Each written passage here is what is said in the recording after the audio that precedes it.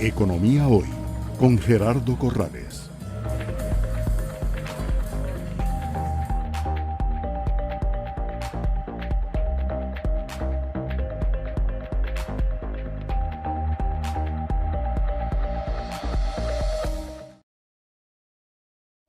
Economía Hoy, con Gerardo Corrales.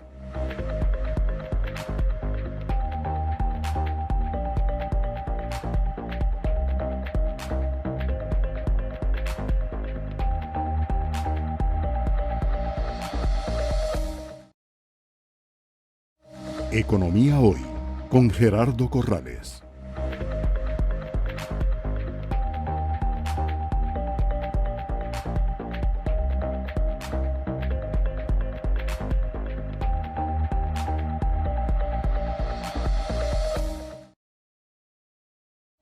Economía Hoy, con Gerardo Corrales.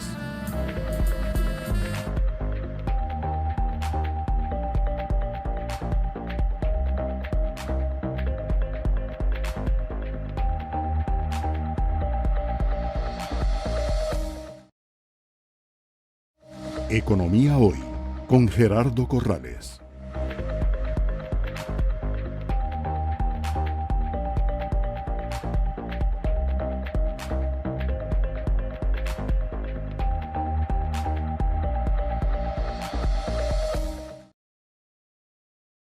Economía Hoy, con Gerardo Corrales.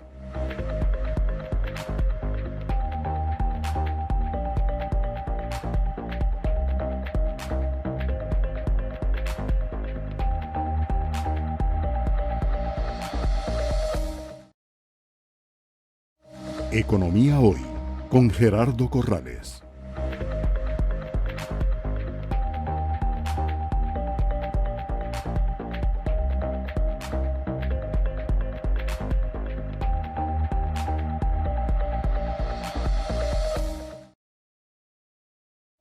Economía Hoy, con Gerardo Corrales.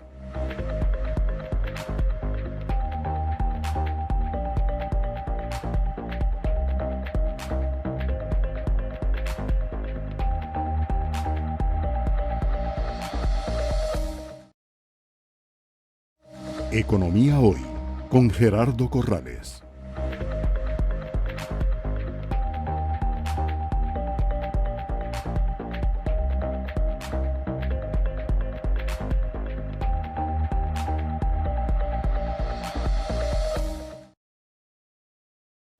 Economía Hoy, con Gerardo Corrales.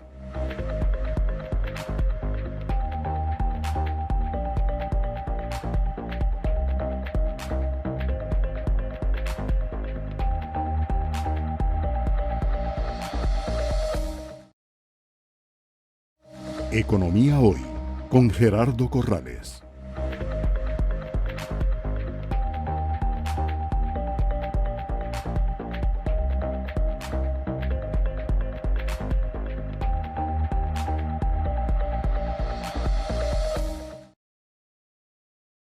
Economía Hoy, con Gerardo Corrales.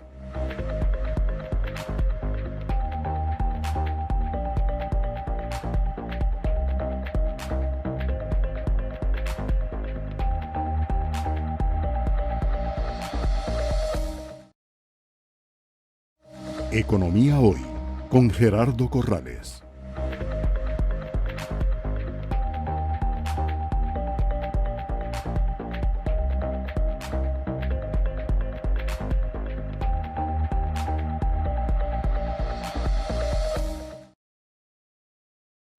Economía Hoy, con Gerardo Corrales. Señoras y señores, el Gobierno de la República y el Ministerio de Hacienda les dan la más cordial bienvenida a la presentación de Hacienda en Acción trazando la prosperidad fiscal. Les solicitamos poner sus teléfonos en modo de silencio para evitar cualquier interrupción. En unos minutos les voy a estar solicitando ponerse en pie para recibir al señor presidente.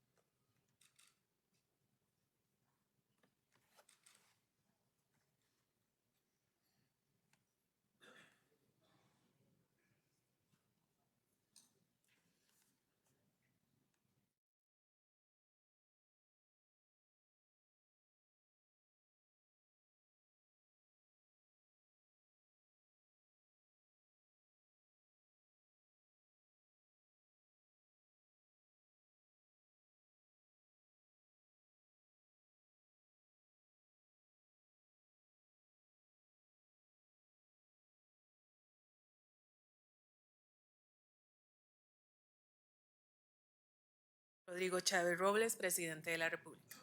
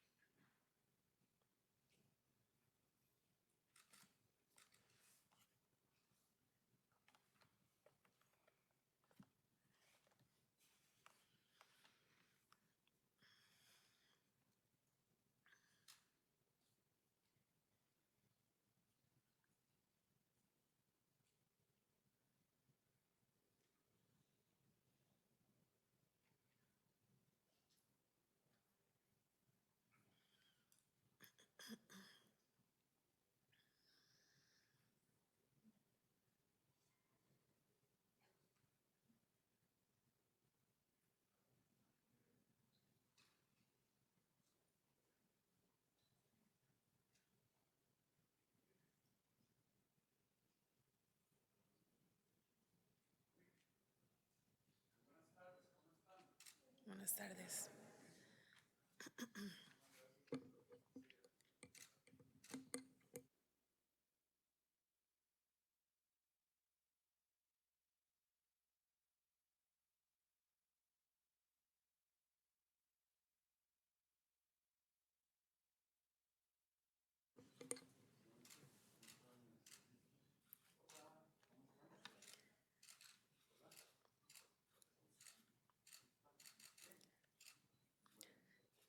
Permanecemos en pie para entonar las notas del Himno Nacional de Costa Rica.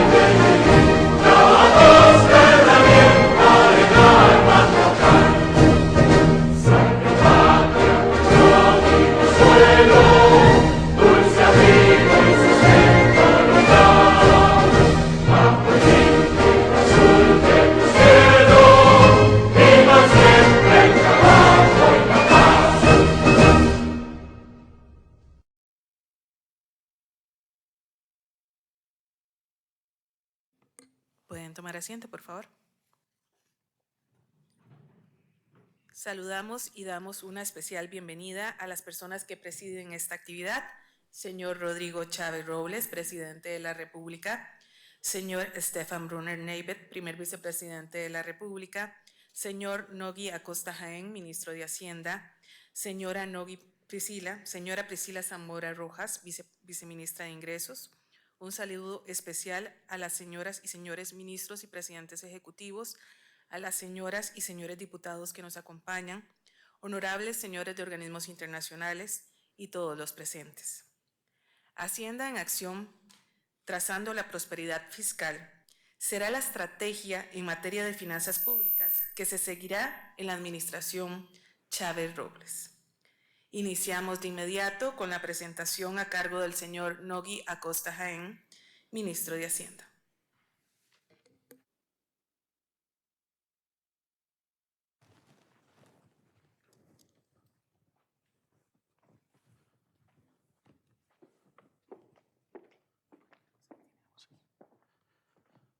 Muchas gracias a todos por venir hoy. Creo que hay temas importantes que tenemos que comunicarlos. Cuando nos tocó iniciar el gobierno, habían 3 temas importantes que decidimos abordar. El primero era la urgencia de encontrar una estabilidad en la economía costarricense. Y por eso, cuando fuimos a la Asamblea Legislativa y discutimos el tema de los eurobonos, fuimos muy claros en decirles que teníamos una idea. Esta idea viene desde el mismo momento en que el gobierno asumió el mandato. Hoy nos toca decirles qué hemos hecho, qué vamos a hacer y por qué lo estamos haciendo. Y aquí el título de la estrategia lo dice: Acciones para la prosperidad. Y ahí yo creo que hay un punto fundamental. El país hoy no está en crisis, es el momento de cambiar. Y yo creo que ese es el mensaje más importante que tenemos hoy. ¿Por qué vamos a hablar de estos temas? El primer punto de la agenda será analizar por qué tenemos que tener una estrategia fiscal. Y es que no podemos actuar sin un norte. El segundo tema son cuáles son los ejes de la estrategia. Bien lo dice el presidente, ideas sin acción son cualquier cosa menos llegar a algún lado. Y por último, ¿qué son esas acciones? ¿Cómo podemos nosotros de verdad construir una buena oportunidad de sacar adelante este país?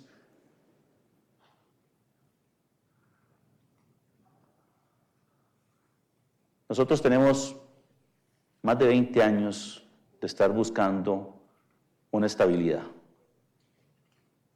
Reiterados proyectos basados única y exclusivamente en el tema de aumentar la recaudación tributaria, de aumentar los impuestos. Bueno, ya eso se logró. Ahora viene la oportunidad de hacerlo. ¿Cómo visualizamos nosotros esto? Bueno, como los agricultores. Cuando el campo ya está preparado, la siembra de la semilla, ahora toca hacer crecer y recoger la cosecha. Y creo que esta es la oportunidad que tenemos nosotros. Número 1, hay un propósito. Y por eso tenemos una estrategia. Y ha sido claramente decir que la próxima generación viva mejor. Y ese es el punto fundamental que nos ocupa hoy. Pero además necesitamos tener credibilidad. Y por eso tenemos hoy que presentar las acciones que vamos a seguir en los próximos meses y años, porque el país necesita mejorar la condición en la que se encuentra. Como segundo punto vamos a hablar de cuál es nuestra estrategia fiscal. Y aquí vamos a mezclar lo que ya hicimos con lo que estamos proponiendo hacer. El primer punto fue la contención y reducción del gasto público. El plan de financiamiento de largo plazo. Y tal vez el elemento fundamental, necesitamos una Costa Rica más justa. Y esta propuesta busca la equidad y la eficiencia del sistema tributario. Bien lo dijo el presidente, quien le tocó estar en mis zapatos, ¿cuál era la mejor manera de hacerlo? Facilitando el proceso. La tecnificación es fundamental. Hacienda Digital es el catalizador de toda nuestra estrategia. Pero además tenemos la base del acuerdo con el Fondo Monetario Internacional, que nos impone una serie de parámetros para poder lograr el cumplimiento de esas metas. Interesante, porque con este gobierno, con el esfuerzo que se hizo, no ocupamos una serie de proyectos de ley que fueron a la Asamblea Legislativa para aumentar los impuestos, porque también se podía recaudar mejor, porque también podíamos contener el gasto público. Y eso fue lo que hicimos. Y tal vez el punto más importante de esta tarde es ¿qué hemos hecho? ¿Ok? La regla fiscal. La regla fiscal es importante. Nosotros queremos fortalecerla. Cuando mandamos el proyecto a la Asamblea Legislativa, lo hicimos creyendo fervientemente en la regla. Vean ustedes cuál era el superávit o déficit, para decirlo de alguna manera, en el 2019. Era un 2.6%. O sea, nos endeudábamos cada vez más para poder sostener el gasto. Hoy, en el 2022, tuvimos un superávit del 2.1%. Significa que hubo un esfuerzo de ingresos y de gastos que mejoró las condiciones en 4.7%. La mitad por ingresos, la mitad por contención del gasto. Y aquí me parece que también hay que llamar la atención a algo. Cuando usted diseña en crisis, tiene el problema de que no toma en consideración una serie de elementos. En el caso de la regla fiscal, metimos colegios profesionales. En el caso de la regla fiscal, metimos una serie de gastos o de elementos en los cuales no teníamos control. Y aquí yo creo que lo importante que hizo el gobierno fue mandarle a la Asamblea Legislativa una propuesta para excluir los entes públicos no estatales, para excluir los colegios profesionales en particular, pero también otras entidades como Procomer, como el ICAFE, que tienen un impacto desde el punto de vista de la actividad y que no afectan el rendimiento fiscal, el déficit fiscal. En este sentido, creo que esos espacios para mejora corresponden hoy a los diputados en la Asamblea Legislativa. Ya hicimos la propuesta.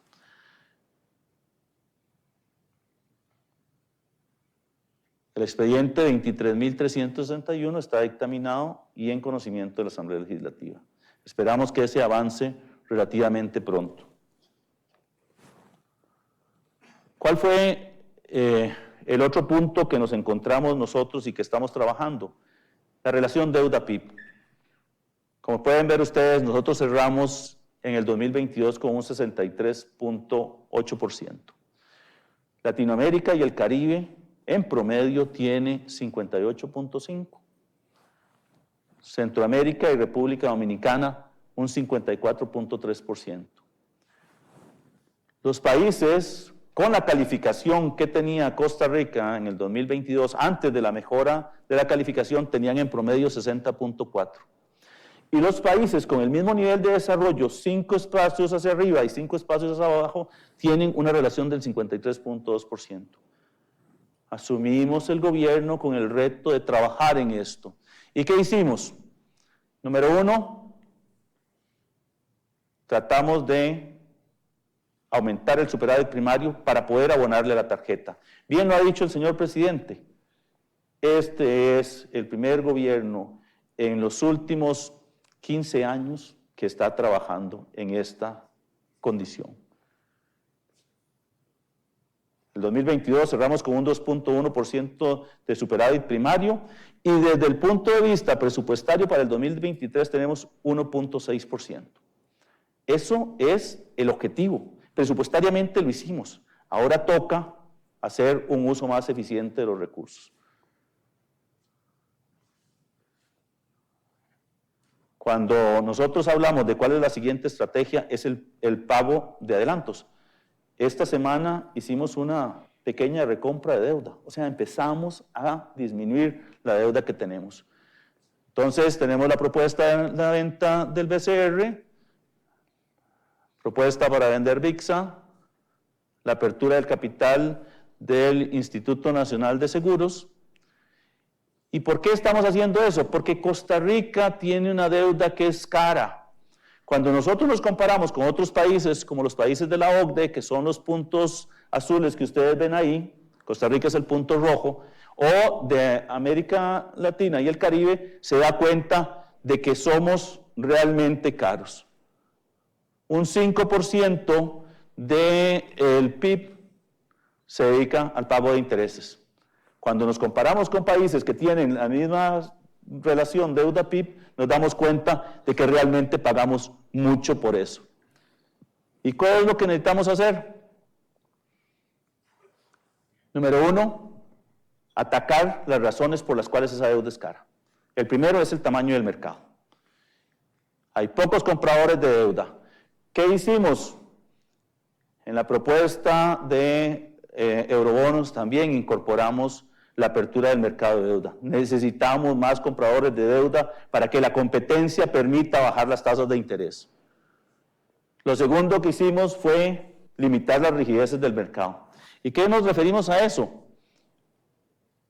Aquí nadie puede financiar al gobierno completamente.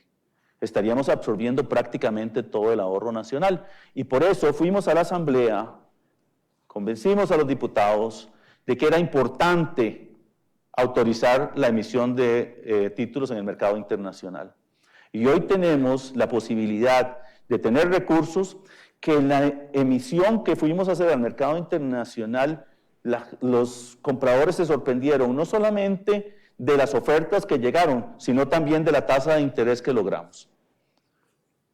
Pero además, abrimos un mercado que tenía ya 4 años de no tener participación de Costa Rica. También está en la Asamblea Legislativa un proyecto de ley para capitalizar la CAF. ¿Qué es la CAF? Es la Corporación Andina de Fomento, un banco de desarrollo que nos puede prestar recursos para poder no solamente acometer el apoyo presupuestario que en alguna oportunidad tendremos, sino también porque van a traer recursos para financiar obra pública, pero también para que la empresa privada tenga acceso a esos financiamientos. Además, la estrategia de país que Costa Rica ha empezado a capitalizar a lo largo de los años, esa cultura verde, esa posibilidad de ampliar el proceso de descarbonización, la estamos monetizando. ¿Y cómo la estamos monetizando? Con acceso a los fondos de resiliencia del Fondo Monetario Internacional. Este es un crédito particular que también está en la Asamblea Legislativa y que nos va a permitir tener acceso a recursos que al día de hoy tienen una tasa de interés del 2.9%. 10 años de gracia. O sea, durante 10 años no vamos a pagar. Pero además va a tener 20 años para pagarlo. Eso nos va a dar la oportunidad de liberar recursos. Va a ser más barato el crédito y con eso vamos a tener más recursos para invertir en lo que son importantes, en infraestructura, en ayudarle a los grupos más vulnerables. Esa es la estrategia que estamos siguiendo. Y por último, vamos a hacer algo que consideramos que es relevante. La fracción del Partido Progreso Social Democrático va a llevar a la Asamblea Legislativa una reforma constitucional. Este país tiene la particularidad de que cada año discute el presupuesto, pero discute el presupuesto desde el gasto y no del ingreso. Nadie analiza cómo vamos a financiarnos, en colones, en dólares, en otra moneda, a corto plazo, a largo plazo. Tenemos un mercado pequeño y caro, y entonces necesitamos la oportunidad de liberar al Poder Ejecutivo de poder estructurar una oferta de títulos tanto para el mercado nacional como para el mercado internacional. Esto es importante, no para este gobierno, porque nosotros, con la ayuda de la Asamblea Legislativa, hemos resuelto el problema de hoy. Pero este gobierno no ve el hoy, ve el mañana. Y ahí es donde yo creo que todos tenemos que involucrarnos, porque esto no lo estamos haciendo para resolver la realidad o el corto plazo. Estamos resolviéndolo para tener un mejor país. Otro tema importante que hemos planteado es la necesidad de una gobernanza en el sector público y tratar de uniformar criterios. Resulta que la gestión de la deuda interna la maneja la tesorería y la gestión de la deuda externa lo maneja crédito público. Y ahí tenemos espacios que son importantes, que hemos logrado coordinar, pero que también tienen un punto fundamental y es que hay que tener coherencia. Uno no puede estar analizando el endeudamiento con créditos o con la emisión de eurobonos desligado del tema interno. Y por eso vamos a enviar a la Asamblea Legislativa un proyecto de ley de fortalecimiento de la gestión de deuda. Vamos a tener un único ente que va a definir cuál es la estrategia de endeudamiento.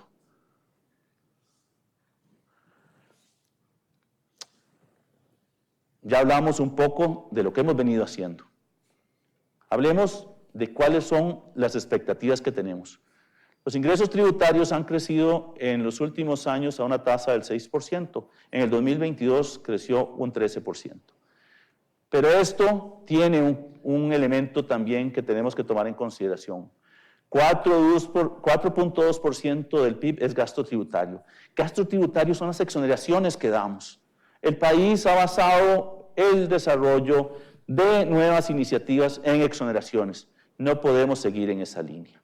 Por eso, en este gobierno, al inicio del gobierno se aprobó un proyecto que estaba en la Asamblea Legislativa. Tuvo 8 años en la Asamblea Legislativa y no tomamos una decisión hasta ahora. Y es que tenemos que evaluar las exoneraciones. Las exoneraciones se dan en una realidad, pero persisten a lo largo de muchísimos años y creo que como país tenemos que tener una evaluación de costo-beneficio de cada una de ellas. ¿Por qué? Porque cumplen un rol en un momento dado. Por eso vamos a enviar a la Asamblea Legislativa el primer proyecto de eliminación de exoneraciones. Y cada 5 años, cada gobierno va a tener que hacer este análisis. ¿Por qué es importante para el país? Porque cada colón que damos en exoneraciones es un colón menos que recaudamos y es un colón menos que asignamos al desarrollo de este país.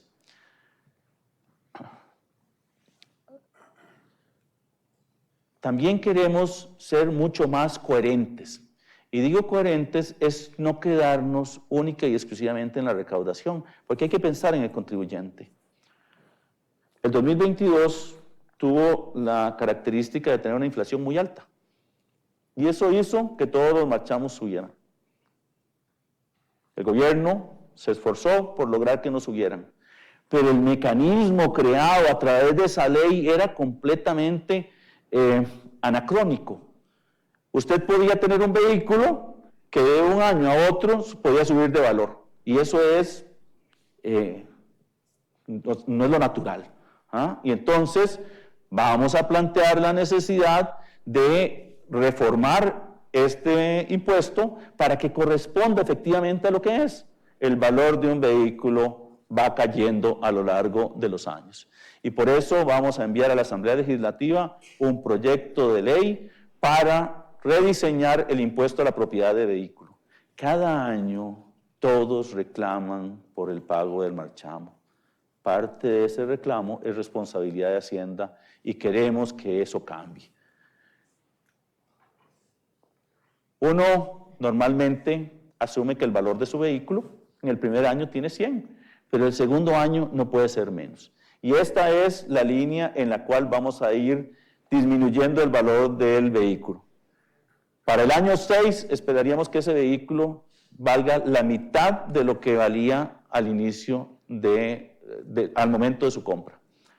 Y esto es responsabilidad, no es solamente responsabilidad con el Estado para la recaudación, porque lo que estamos haciendo es equilibrando el proceso de recaudación, sino con las personas, porque no se vale que una persona el 1 de enero no sepa cuánto va a pagar de marchamo.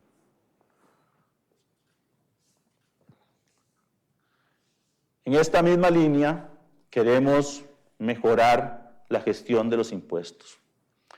Hay un índice que se conoce como índice de complejidad tributaria y yo creo que aquí algunos de los que están llenan ese formulario.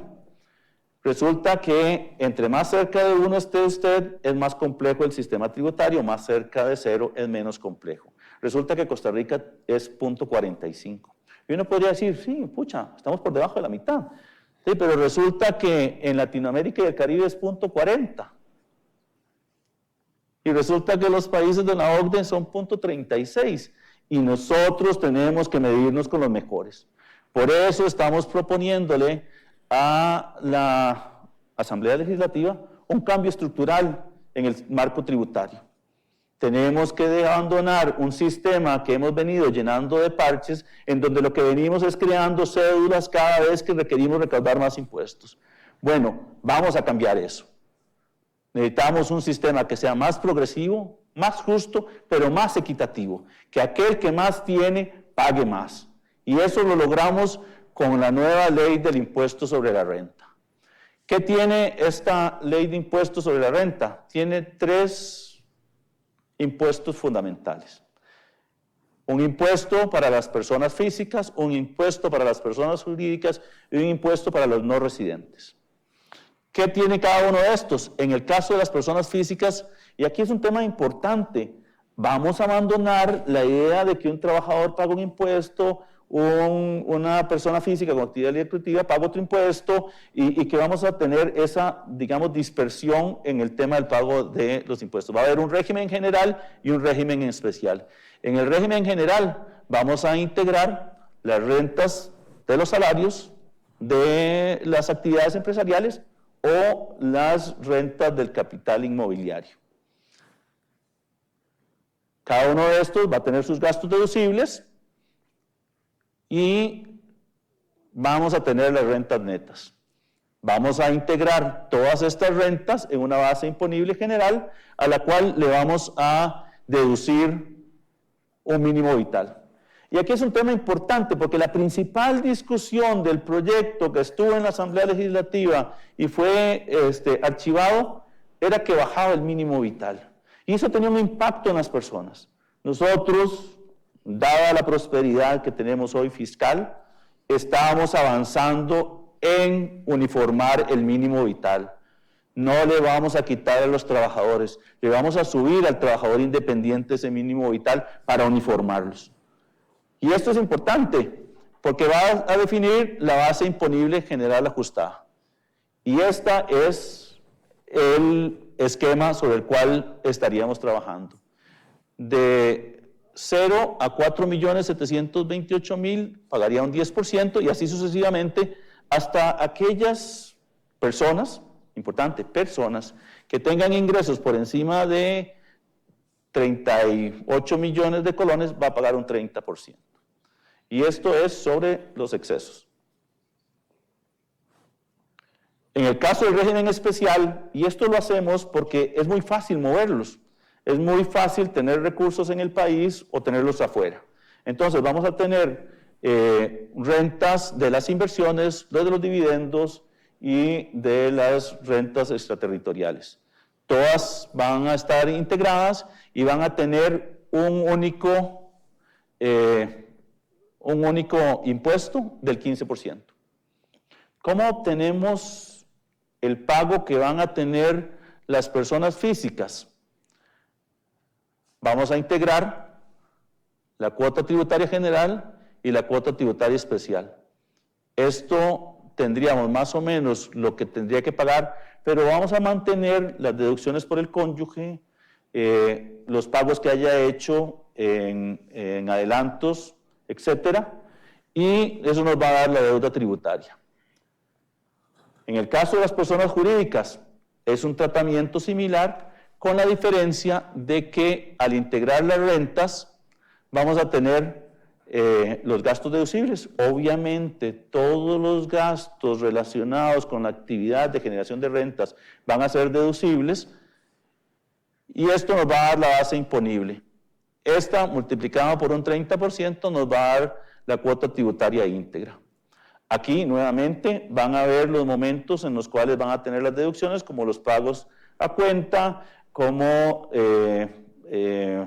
aquellas deducciones como impuestos pagados, etc. Y esto nos va a dar la deuda tributaria.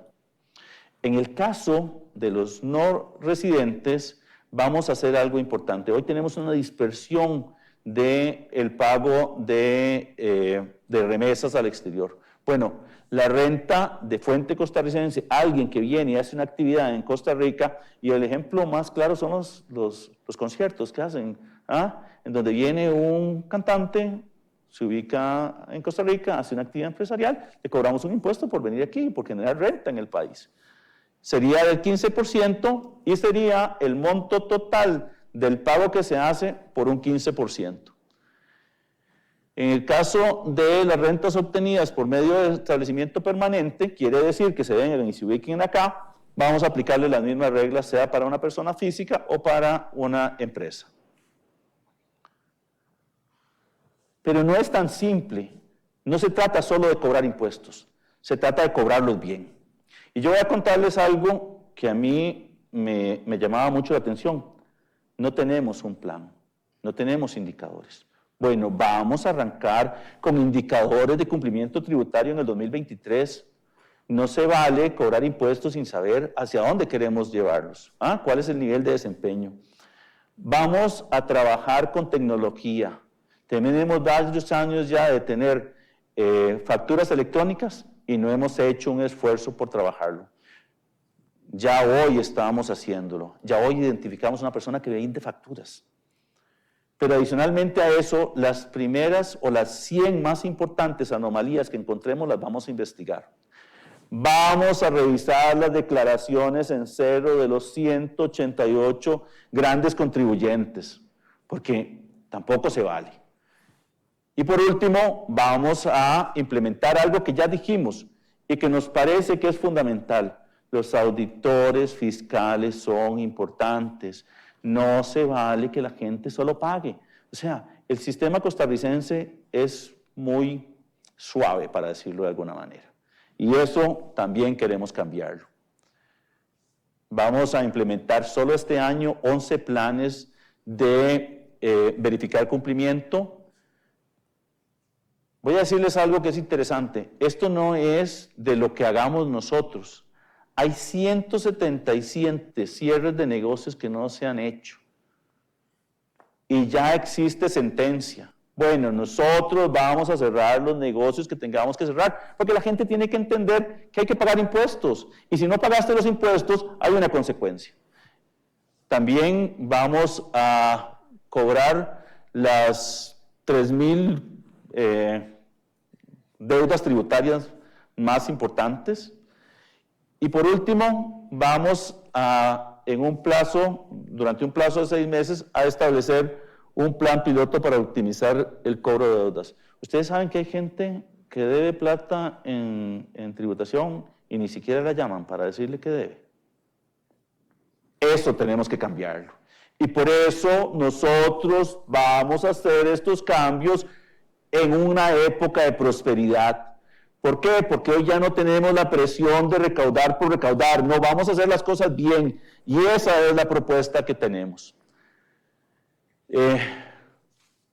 Hay también claridad de que hay gente que le ha ido mal, que la pandemia tuvo un impacto. Y por eso ya la Asamblea Legislativa discute el expediente 23.381, para que aquellas personas que hoy no se acercan a tributación para pagar porque tienen una deuda, y entonces si usted debe algo y dice, mejor no me acerco porque me cobra, entonces le vamos a dar la oportunidad de que puedan hacer un arreglo de pago aún en IVA. Porque el problema de la ley es que el IVA no se pueden hacer arreglos de pago. Y ese es un punto importante. Por último, les voy a decir algo. A lo largo de los años, tributación no tiene dientes. Vamos a hacer las modificaciones en el Código de Normas y Procedimientos Tributarios que nos permitan tener una acción y tener músculo para cobrarlo. Vamos a decirle a la gente que participe en una empresa que es responsable. No se vale que a la hora de ir a cobrar los impuestos nadie sea responsable. No, perdón. Todos son responsables en la empresa del pago de los impuestos. Vamos a simplificar el procedimiento fiscalizador. Hoy tenemos un procedimiento que dura años de años de años. Dentro de estos 177 casos de cierres de negocios, algunos datan del 2016. Y ya con firmeza, y no hemos logrado cerrarlos. Necesitamos procedimientos mucho más sencillos, mucho más ágiles para poder generar no solamente, digamos, una obligación de la gente, o sea, es una cultura. Es que, perdón, la gente en el sistema estadounidense le tiene miedo al fisco. Aquí no. Y eso tenemos que cambiarlo. También tenemos algunos temas de control tributario, y yo creo que es importante decirlo aquí. Necesitamos dientes, necesitamos fuerza, necesitamos músculo para hacer eso. Y resulta que aquí, cuando nos enfrentamos a alguna situación que la gente considera que es perjudicial, dice que es inconstitucional. Bueno, nosotros vamos a llevar las medidas que consideramos importantes para el Ministerio de Hacienda y esperamos que la discusión en la Asamblea Legislativa dilucide esas cosas y, si es necesario, ir a la Sala Constitucional para que sean ellos, el ente que corresponde, que define si son o no constitucionales. Y por último, necesitamos hacer algo para que la gente no solamente pueda hacer arreglos de pago, sino también que el proceso ejecutivo sea mucho más sencillo y mucho más rápido. Hoy vamos a firmar una reforma al Código de Normas y Procedimientos Tributarios para presentarlo a la Asamblea Legislativa. Esto es un tema compartido. Y aquí un poco de lo que hemos hecho. Hemos fortalecido las medidas para la verificación de obligaciones aduaneras. ¿Ustedes sabían algo que es interesante en esto? Antes una persona podía declarar que traía un bulto de celulares. ¿Cuántos celulares vienen en un bulto? No podíamos saberlo. Y entonces después, cuando se vendían en el mercado, no sabías qué correspondía a qué. Perdón, en medio de la tecnología, vamos a obligar a la gente a decir cuántos celulares vienen para poder macharlo con tributación y saber efectivamente qué estamos haciendo. Porque esas partes, esos velos, afectaban la capacidad del Ministerio de Hacienda de trabajar. Fundamental. Otra vez, se aprobó una ley de aduanas al inicio de este gobierno. Resulta que contrabando era lo que no pasaba por las aduanas. Se reformó, la subfacturación va a ser contrabando y por eso el Sistema Nacional de Inspección No Intrusivo es fundamental y lo estamos haciendo. Y es parte de esta estrategia del cobro de los impuestos. Vamos a limitar la discrecionalidad administrativa en aduanas. Hay que darle seguridad jurídica a la gente. También las empresas tienen que tener certeza de que sus declaraciones vamos a tomarlas como lo que corresponden. Habrá un momento en el cual aquellos vivillos que pretendan evadir el fisco los vamos a encontrar, sea en las aduanas, sea en la tributación. Y por último, vamos a modernizar la legislación de aduanas con la implementación del Cauca 4 y el Recauca 4. Estamos, probablemente la próxima semana, firmando el reglamento de aduanas. Y eso es importante porque vamos a poder implementar todas estas medidas. Este es el resumen de lo que queremos hacer. Es el resumen del proceso en el cual vamos a cosechar la prosperidad fiscal que el país se merece. Muchas gracias a todos.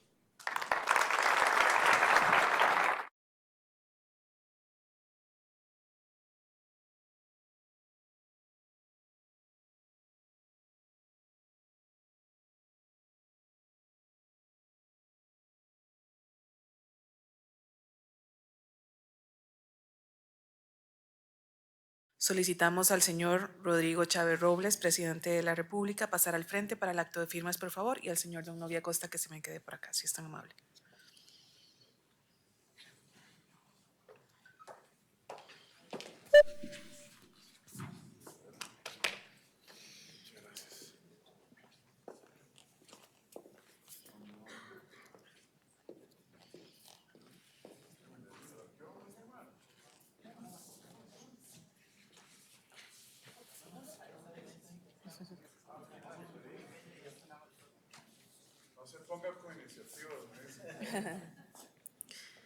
Iniciamos con el proyecto de la nueva ley de impuestos sobre la renta.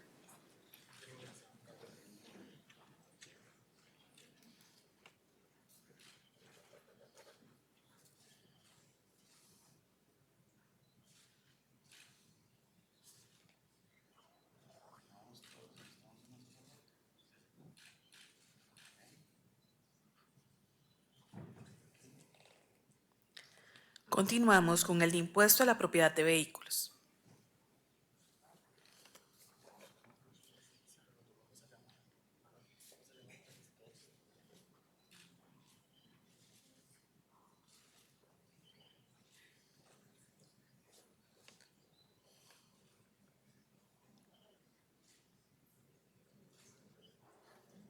Seguidamente con el de fortalecimiento del control tributario.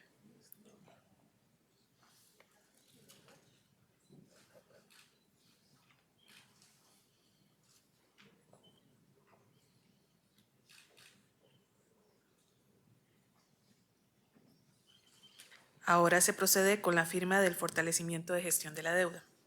¿Cuál? Gestión de la deuda.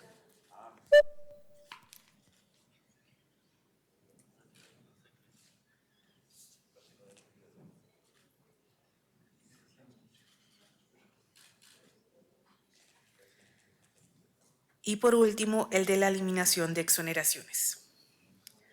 Voy a solicitar a la señora Natalia Díaz, ministra de la Presidencia, a don Brunner a don Estefan Brunner, primer vicepresidente de la República, y a doña Priscila Zamora, viceministra de Ingresos, pasar al frente, por favor, para la foto oficial.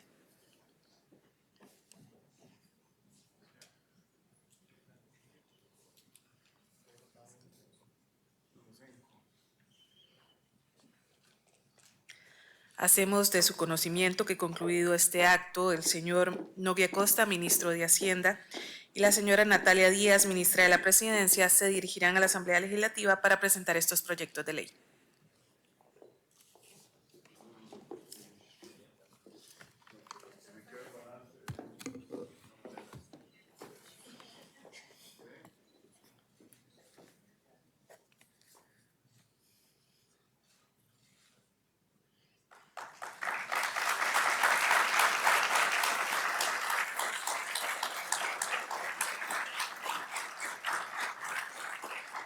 A continuación, escucharemos el mensaje del señor Rodrigo Chávez Robles, presidente de la República. Voy a invitar a los demás señores, por favor, a pasar al frente.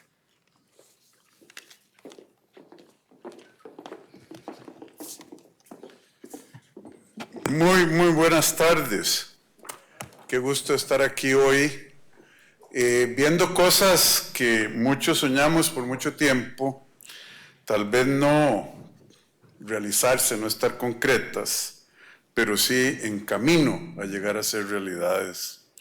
Un saludo muy especial, obviamente, al señor vicepresidente, un saludo y una felicitación al ministro de Hacienda, Nogui Acosta Jaén, a mis colegas de gobierno, a las y los señores diputados que nos acompañan hoy.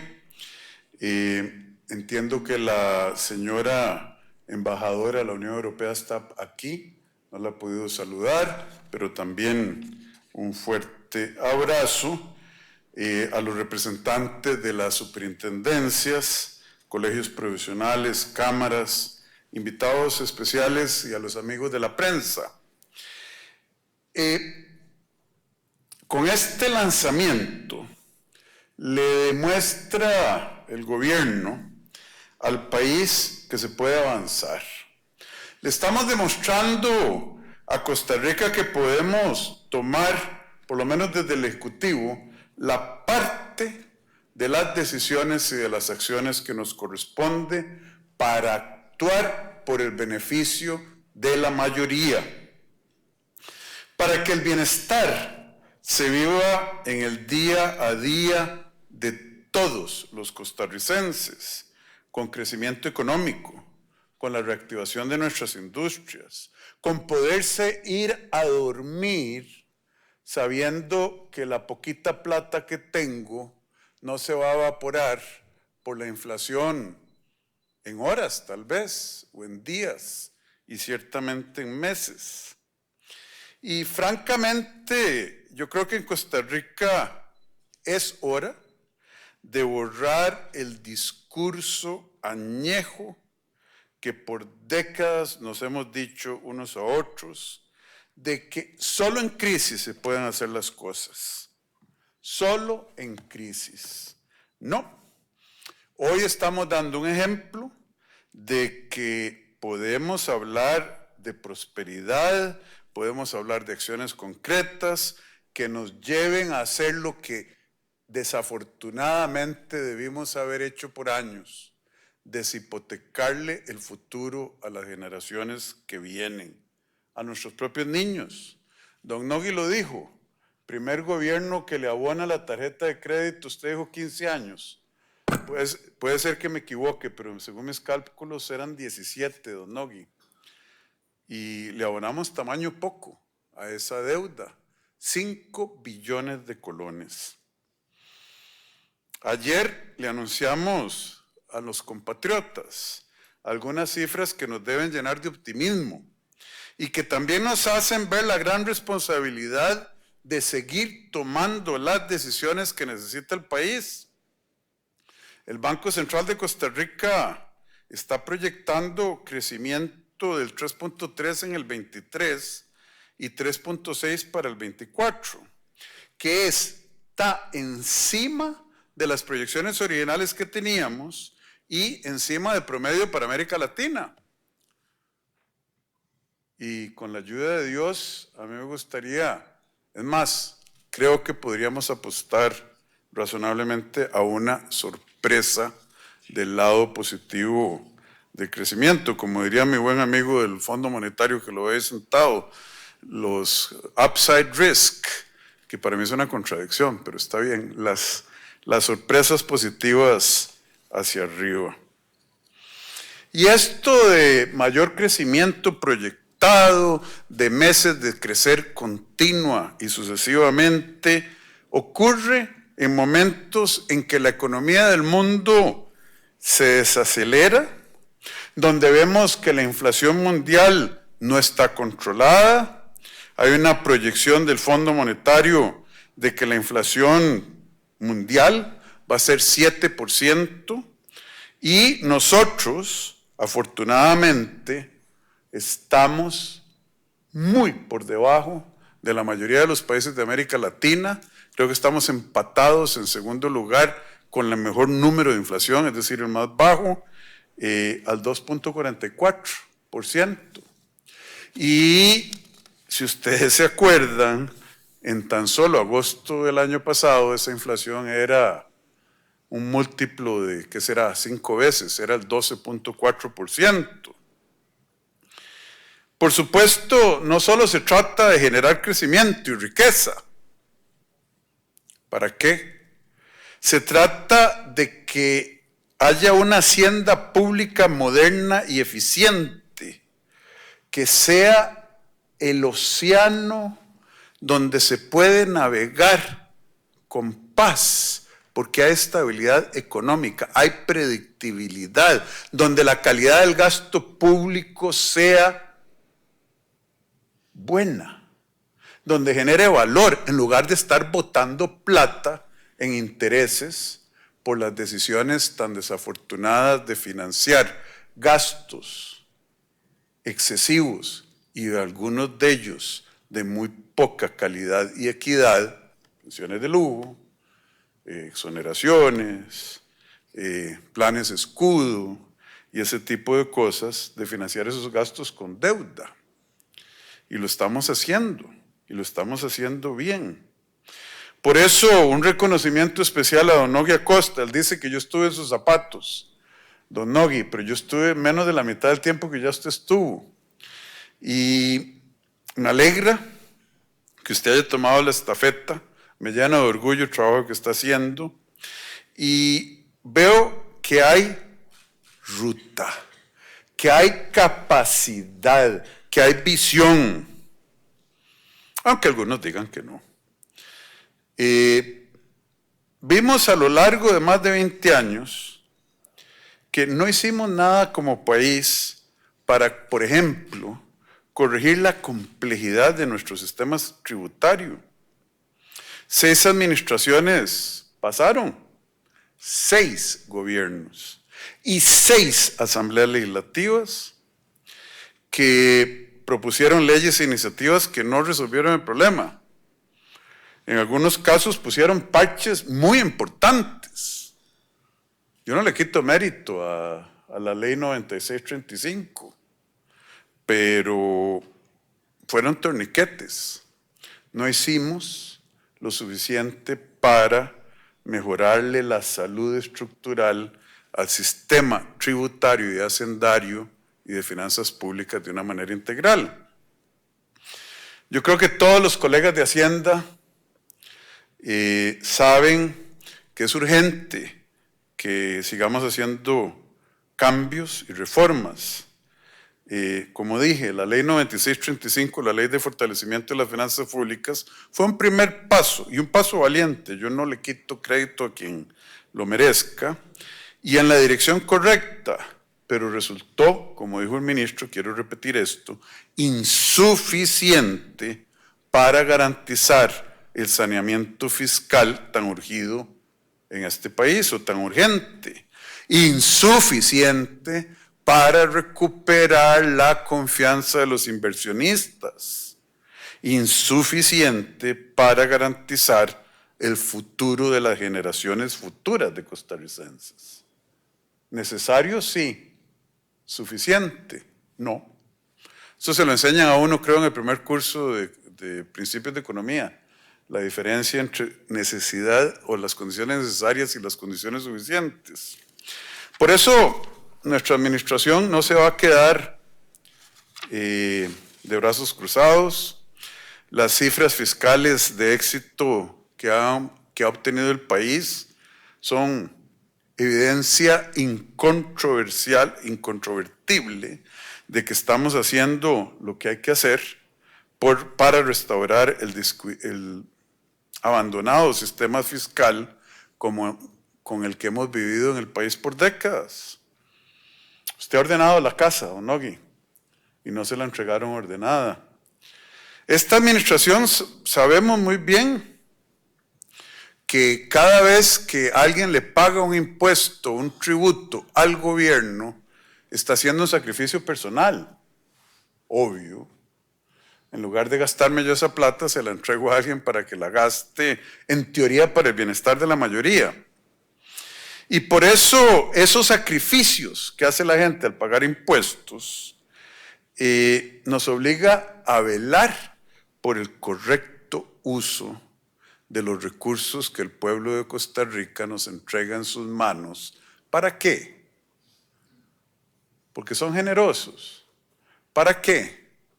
¿Porque el gobierno existe como un ente que tiene que existir? No, porque nuestro contrato social dice que el gobierno pone impuestos para dar servicios a la población, para hacer las cosas que el sector privado por sí mismo no tendría incentivo por hacer o capacidad para hacer. Así empezamos como sociedades civilizadas en el mundo moderno. Y eso requiere que lo que nos da el pueblo en sacrificio se pueda transferir a las instituciones de forma ordenada, sabiendo y verificando a dónde es que va la plata, en qué se está gastando esa plata, asegurando la transparencia y, como me diría la ministra de Medeplan, evaluando los resultados de ese gasto. Pero ¿dónde se nos olvidó eso? ¿O dónde lo dejamos de hacer? Nosotros queremos un sistema tributario que sea administrado por un Ministerio de Hacienda robusto, eficaz y libre de corrupción. Un Ministerio de Hacienda que se convierta en columna del desarrollo, que tenga, obviamente, formulado por la ley de la Asamblea Legislativa, un efecto positivo en igualar el acceso a las oportunidades de los costarricenses, que a final de cuentas es la única manera de asegurar que la distribución del ingreso sea justa. Porque una vez que los niños y niñas tuvieron las mismas oportunidades independientemente de dónde nacieron, y donde aprender en una escuela pública no sea un yunque en el cuello de una niña que no pudo, que sus padres, sus cuidadores no pudieron pagar que fuera a la escuela privada mejor, el resto de quitarle a Pedro para darle a Juana, al final del día no es igualdad verdadera, no es, crea distorsiones, es de la concepción al ingreso, al mercado laboral que el Estado tiene que invertir para que esas oportunidades lleven a resultados de destrucción del ingreso que sean verdaderamente equitativos. Porque antes de eso, hablar de justicia no tiene sentido. Y entonces ahí es donde yo le digo a don Nogui que es función de todos verificar la calidad del gasto público. Verificar que lo que se presupuesta se gasta. Ustedes han visto algunos ruiditos ahí de que ay, es que nos están quitando plata. A nadie se le está quitando plata. Les estamos diciendo, gaste lo que se le presupuestó y más bien le vamos a presupuestar lo que usted gastó con más la justificación que usted pueda dar de que este año sí va a poder ejecutar el presupuesto y qué pasa si usted ejecuta el presupuesto al nivel que lo ejecutó el año pasado. ¿Quieren destruir? No, no queremos destruir. Pero hay gente que ni siquiera tiene el deseo de tener la conversación, el deseo de decir, sí, está bien, gasté X el año pasado, ahora me va a tener que dar X más Y porque si no, esto no ocurriría y estos serían los daños o beneficios de lo que yo propongo de hacer. Por eso lo que vimos en relación al Ministerio de Cultura es irracional o político. O peor. Entonces, necesitamos finanzas públicas sanas para brindar servicios ágiles y eficientes. Es el momento de poner a nuestra hacienda pública en acción para que trabaje por el pueblo. No se trata de perseguir al emprendedor, se trata de que el perro, como decía Don Nogui, tenga dientes para que no solo ladre, pero tampoco es que vaya a comportarse de una manera arbitraria y amenazante del contribuyente. No se trata de una hacienda pública que ahogue el empeño y la capacidad productiva de los contribuyentes en toneladas de burocracia, que lo meta en laberintos, que tenga que contratar expertos, perdónenme los expertos, para poder pagar impuestos, como es hoy. Estamos trabajando para que sea fácil pagar impuestos. No hay contradicción entre que sea fácil pagar impuestos y control tributario. También estamos trabajando para eliminar tratos preferenciales, abusos, evasiones y para que haya justicia tributaria. Vean, una de las frustraciones profesionales más grandes de mi vida es Hacienda Digital. Cuando yo era ministro, vine muy entusiasmado porque llegué con esa promesa debajo del brazo. Y no, pasaron los años y la verdad es que no lo quisieron hacer. A mí que no me digan que fueron temas burocráticos y que el Banco Mundial y los términos de referencia. No hubo voluntad política de hacerlo. Y en eso es una transformación que yo añoro. Yo esperaba que a esta altura del partido esto ya estuviera funcionando y por eso estoy muy contento del empuje y la gallardía de los actuales funcionarios de Hacienda para hacer que Hacienda Digital se convierta en un parteaguas en la historia de las finanzas públicas de Costa Rica. Lo mismo con los escáneres. Desde el 2000, hay gente que me dice que fue el 2004, otros me dicen que fue en el 2007. Costa Rica, por ley, debió haber puesto escáneres y hacerlos funcionar. Bueno, gracias a Dios empezamos este año y el proceso va muy avanzado. Y eso no es solo luchar contra el narcotráfico, que es muy importante. Vamos con rumbo, tenemos claro qué es lo que vamos a hacer. Obviamente la separación de poderes nos hizo llegar hasta donde podemos llegar. Buena la hora, gracias a Dios. Pero de aquí van mis colegas a la Asamblea Legislativa con esos proyectos de ley para que la Asamblea haga lo que la Constitución les da la competencia de hacer, que es decir, va a tener el código tributario, los elementos para evitar la evasión, para hacer las cosas más fáciles. Vean, yo no creo que, yo estoy seguro más bien, que los costarricenses en promedio somos muy inteligentes. Aquí hay profesionales de lujo en derecho tributario, en sistemas de tecnología, en control interno. ¿Y ustedes creen que la maraña que tenemos nosotros en nuestra hacienda pública, nuestras leyes tributarias, los procedimientos estándar de auditoría, etcétera, era porque no podíamos? Eso ocurrió porque alguien se benefició con ese enredo. Llegó el momento de que se dejen de beneficiar minorías muy pequeñas y que beneficiemos al pueblo.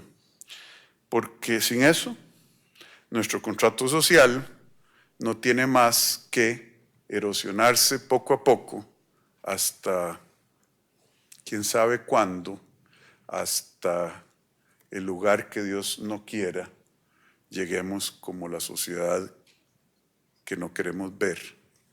Y por eso, muchísimas gracias, colegas de Hacienda, muchísimas gracias a todos los involucrados y gracias a ustedes por ponerme atención un rato. Dios los bendiga y yo creo que lo mejor está por venir. Muchísimas gracias.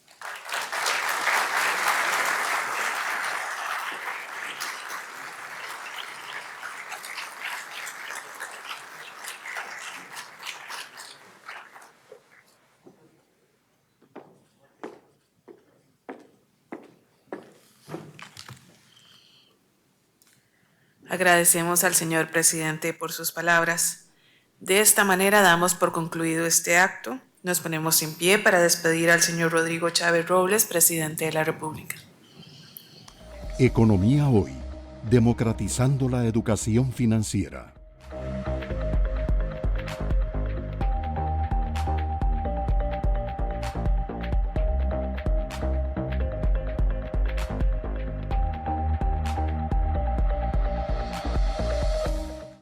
Economía Hoy, democratizando la educación financiera.